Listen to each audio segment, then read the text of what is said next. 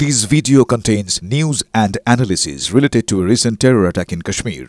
The content may include sensitive visuals and discussions that could be distressing to some viewers.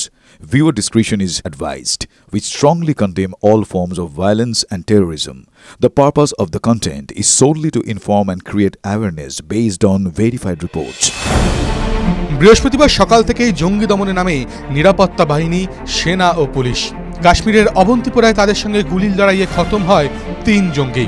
জানা যাচ্ছে যে 3 জঙ্গি খতম হয়েছে তাদের মধ্যে একজন পেহেলগাঁও হামলার সঙ্গে যুক্ত ছিল। সেনা সূত্রে খবর, খতম হওয়া 3 জঙ্গিদের নাম আসিফ শেখ, 28 বছর বয়সী, সে স্নাতক পাস। অপর একজন হলো 20 বছর বয়সী আমির নাজির ওয়ানি, সে স্নাতক স্তরে 2য় বর্ষের পড়ুয়া। আর আরেকজন হলেন 26 বছরের ইয়ার ভাট, 9ম শ্রেণী অবধি পড়াশোনা তার। বস্তুত বৃহস্পতিবার কাশ্মীর পুলিশের তরফে এক্স হ্যান্ডেলে একটি পোস্ট করা হয়। সেই পোস্ট থেকে জানা যাচ্ছে জম্মু ও কাশ্মীরের অবন্তিপোরা ট্রালে জঙ্গিদের সঙ্গে নিরাপত্তা বাহিনীর গুলির লড়াই চলছে। প্রাথমিকভাবে অনুমান করা হয় একজন জঙ্গির মৃত্যু হয়েছে। পরে যদিও জানা যায় এই ঘটনায় খতম হয়েছে 3 জন জঙ্গি। এরা সকলেই জৈশ-ই-মোহাম্মদ জঙ্গি সংগঠনের সঙ্গে যুক্ত ছিল। প্রসঙ্গত, পেহেলগাঁওয়ে 26 জন পর্যটককে ধর্ম জেনে খুন করে জঙ্গিরা।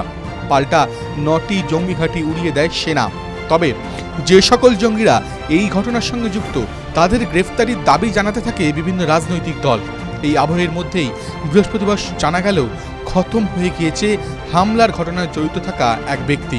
এখানে উল্লেখ্য, সন্ত্রাসবাদকে ভারত যে কোনোভাবেই বরদাস্ত করবে না সে কথা আগেই স্পষ্ট জানিয়ে দিয়েছিল নয়াদিল্লি।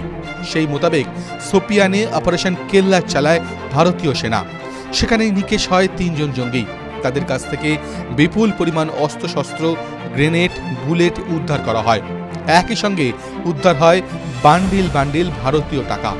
এই সকল জঙ্গিরা দীর্ঘদিন ধরেই জঙ্গলে লুকিয়েছিল, আর সেই কারণে তাদের কাছে ছিল পর্যাপ্ত বিস্কুট, খাবারও। সঙ্গে ছিল ভারতীয় সেনাবাহিনীর পোশাক।